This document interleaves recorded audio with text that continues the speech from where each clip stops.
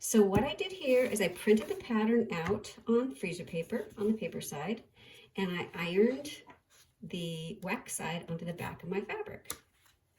Then I took some fusible web and I traced this little guy.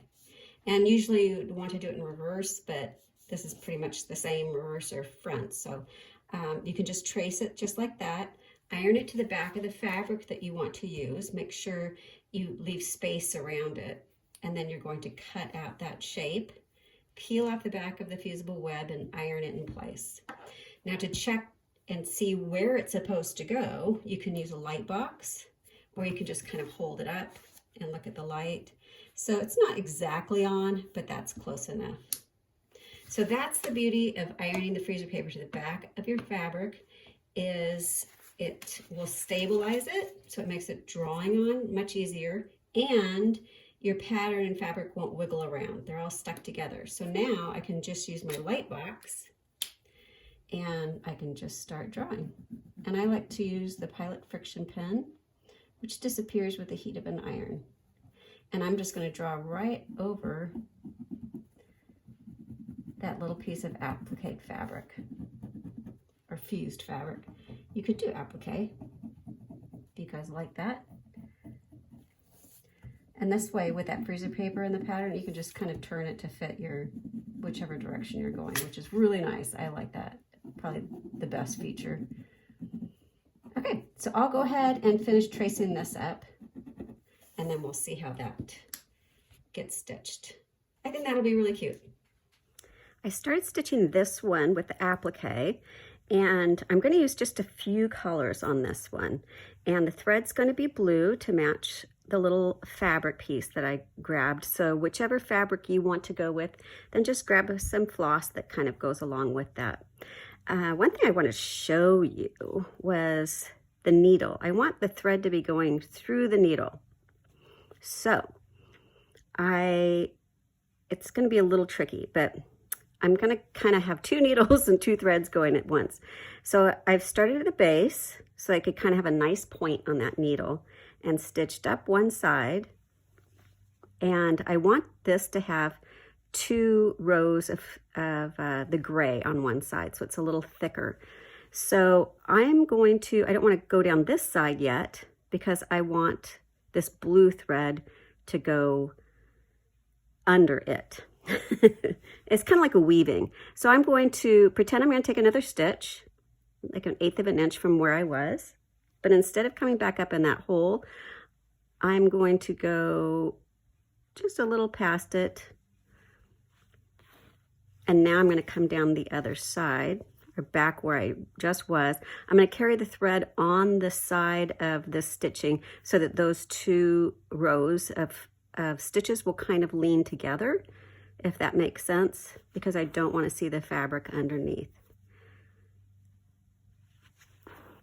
Okay, so usually I don't stitch in a hoop, but I thought it might be easier to show you if I was using a hoop. So I'm using a hoop for you. So now I'm going to continue down this needle because I want to give it some heft and I want it to really come to an actual point if I can. So my stitches are about 1/8 of an inch. This is a little bit too far for my thumb to reach. There we go. And I'm going to come down about halfway. And now I'm going to try to kind of tie it into that. So I'm going to just skip down and join the previous row of stitching and put that needle right. I might even go just a little bit farther. No, I'll go right there. And see how that looks. That's pretty good. So then it's kind of a smooth transition. It doesn't go one row, two rows. Kind of drags it into a smoother transition there. So now that I have two rows on that side, now I can come in with my blue that I've started. And again, my stitches are about 1/8 of an inch, and then I come up in that same hole that the last stitch ended. And since this is a curve that direction, I'm carrying my thread on that side. Now I'm going to go right over that gray and just continue. put that right in the middle. Man, I can't reach that far. Okay, so I'll continue this blue down to the end. I wanted to show you also on the back how I do my knots. So I've made a little knot down there at the base. I'm going to wrap it around a couple times, but this time I'm going to put the knot about 1/4 of an inch above the fabric. And now all I have to do is snip in between, and this thread is all knotted and ready to go for my next stitching. Okay, so back to this gray. I think since I'm going to be stitching just right there, instead of tying a knot, I'm just going to thread my needle under some of these stitches. Now I can start on this side of the needle, and the blue went on top of that side of the needle, so now it's going to go under this side of the needle.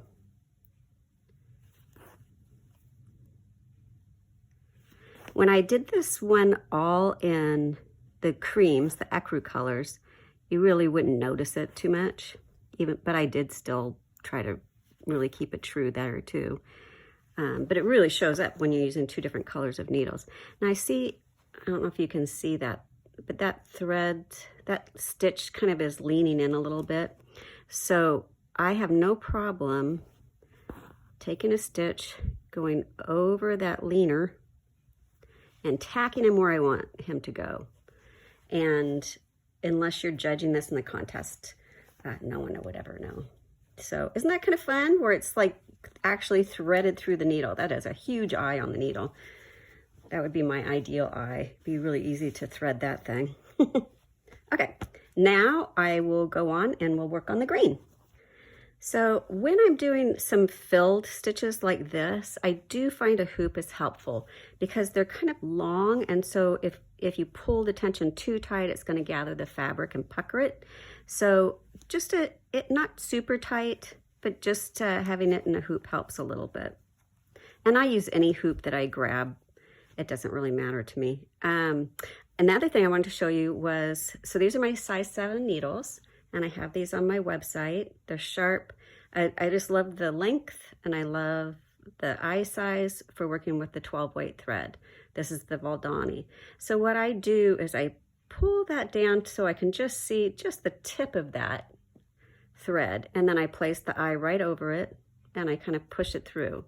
And that's how I thread the needle. And usually it works pretty slick. And then to tie a knot, I'm going to hold bring the 2 ends together, and then wrap it a couple of times, pinch that with my finger, pull the needle through while I'm still pinching, and then I have a nice knot at the end. Usually that one's not quite as pretty as some of them, but it works. Okay, so when I'm doing the little heart with the leaves, I'm doing the stem stitch first, and I wanted to show you, I'm continuing it into the leaf just a tiny bit, as you can see, like right here. And that way, when I'm stitching the leaf, these stitches will go right over that stem, but there won't be a break, because I don't want to break there. I want it to look like it's one continuous stem. So these leaves on the green one, I'm going to do a fly stitch. So I'm going to take a rather long stitch down, maybe halfway down the leaf, and then I'm starting at the very top point, and I bring the needle up on one side and just on the line. Now I'm going to wrap the thread around the bottom of the leaf, go in on the other side of that first stitch, come up at the base of that first stitch, and I'm going to carry my thread under the needle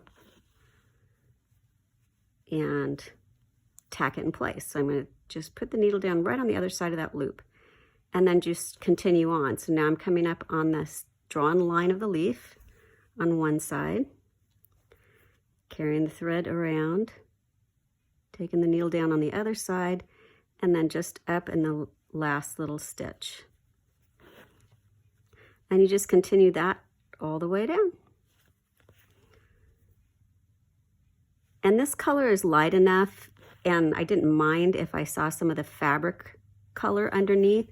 If that bothers you, you can actually fill it in with a green Sharpie, or just have your threads really, really close together. But I'm kind of doing this a little bit more loosey-goosey because I kind of like it looks a little more like the veins. The other thing you could do also, like right here, there you can see some fabric. I could just put another stitch there, and no one will never know. I'll do it right now to show you. I'm going to take the needle up and then just down, and now that's kind of filled in there. I like to I like to stitch how do I say this without sounding like I don't care? I do care what it looks like, but I'm not going to fret about it, because to me, the whole point of this is to enjoy the process. And looking back at this work, you know, even a few weeks from now, I'm not even going to remember that I did that. And looking at it, I never know. So that's how we do those little fly stitches for the leaves. So I'm going to continue these, and I'm also going to show you how to do these little dots. They're going to be French knots. And initially I was thinking red, but I kind of like the idea of just keeping the colors super, super simple. So I think I'm going to do it in the blue. So I have some blue thread on my needle, and I'm going to do these little dots. You can do French knots or you can do colonial knots. I kind of go back and forth. I have a favorite for a while and then I switch it up. So I'm going to do the colonial knot.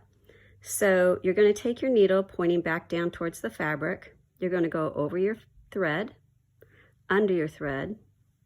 So now it's wrapped around there. Now I'm going to take this tail and I'm going to wrap it around the other direction. Now I have like a little figure 8 on my needle. See that little figure 8?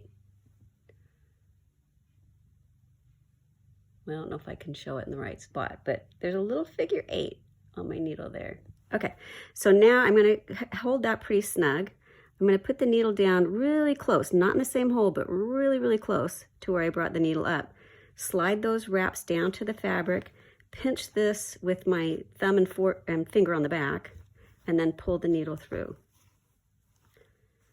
And the thing I do like about the colonial knot is they tend to lie really flat against the fabric instead of being up in the air. Now, if these were close together, I would just carry my thread, but since this one is kind of a solo dot, I'm going to tie a knot. So I'm going to do that again here. We're going to go across and under, and then over, needle down, slide the loops, and pull that through. I know I'm left-handed, so I wanted to see if I could do this right-handed to show you. So the needle and thread are parallel. I'm going to take the needle over the thread and wrap it under the thread. Hold that with my finger there. Woo! Boy, it really is hard, different hand. Now I'm going to take this hand with the thread and wrap it over. Now I have a little figure 8 on there. Take the needle down, pull those wraps down, pinch it, and pull that through. Let me see if I can do it one more time right-handed. Okay, so thread and needle parallel, cross the needle over and wrap it around, and then I'm going to take the thread and wrap it around. Put that down really close to where I came up and pull that through. So those were really close together, so that's why I didn't tie a knot in between. The only problem you have if you do that is if you do mess up a knot, you kind of have to take them all out and start over again. Okay, so for those of you who do not want to try that, I'm going to do the French knot for you. And I don't know if you'll be able to see the difference or not, but maybe you can. Okay, so you're going to wrap the thread around. I'm going to do it 2 times. And put the needle down really close. Slide those wraps down to the fabric. Pinch it just like I did before, front and back. So I've got my finger on this side and my thumb on that side. and then pull that through. So there's a French knot. So they look really similar, but I think too, the more you wrap, the more wraps you have. If you're doing a French knot, the more it can kind of lay on top and flop over. If you're only doing 1 or 2 wraps, it's gonna lie pretty close to the fabric and be good. And I think I'm really glad with that decision to do the blue dots. I think with the blue down here, it just kind of ties it all together. Before I stitched up all of the leaves using this fly stitch, I wanted to show you an alternative too. If you don't want to do the fly stitch or the fishbone stitch or any filled stitch, please feel free to always just do a simple outline using a stem stitch. You can see I did a few here, and it would look just as well. I think it would be really sweet, just filled in with just a little stem stitch to outline it. So that's always an option for you. Now on the other one that I did, I used DMC Ecru floss. I used 2 strands, and these leaves are filled in using a fishbone stitch. So I'll show you that here on this little sample. I'm going to use green, so it shows up a little bit better for demonstration. So I'm going to come down about 1/4 inch and come up right on the other side of where I started, right on the line. Now I'm going to cross over this first line at about the same level and come up on the other side of that first line, on the drawn line. Now I'm going to cross over this side and repeat the same thing. So I'm coming up on the line again. This time I'm going to cross over, but I'm going to come down a little bit farther. So I'm going to bring my needle down here and then up. So it's just creating this crossover right down the center, all the way down the leaf. And as you noticed, you might have noticed, I drew a line down the center of the leaf. And sometimes that helps if you're doing a fishbone stitch, but that's up to you. If you'd like, you can add that to your pattern. This fills in a little denser, I think, than the fly stitch that I did on the other one. It's a little poofier or something. I'm not sure how to describe it. So as you get closer to the base, the stitches are just going to get a little smaller and a little smaller until they come to a little V at the end. So that's the difference between these 2 filled leaf stitches. But like I said, it would still be really pretty, I think, if you just used an outline using a stem stitch. So here are these 2 leaves. You can kind of see the difference. They're very, very similar if you're looking from a distance. Just 2 different approaches. So this one is all DMC floss, 2 strands. The only thing I did different on this is I did do some filling in. So this part of the spool, I filled in with just a stem stitch, stem stitch, stem stitch, and then I left a little break there where that it angles in on the top and the bottom. I did that. And then I filled the spool in using tiny, tiny running stitches, and not perfectly aligned, just kind of randomly stitched in there, but just horizontal ones. And you can see here on the needle where the thread does go under that one and then over that one. So you can see, you can still see it, even though it's the same color, but not as well as the other one. So there we go. That is the tone on tone, which I think is really lovely. And you could also use a Valdani thread on that too. And then we'll go ahead and spend my afternoon finishing this guy up. I'll take those out, and then I think I'm just going to fill in all the stitches because I like that look better for this one. Thank you. I cannot wait to show you December's design. I've already started, which is way, way fast for me, but something came to my head and I wanted to stitch it out. So I'm hoping you'll like it as much as I do. Thank you guys for being a part of the club.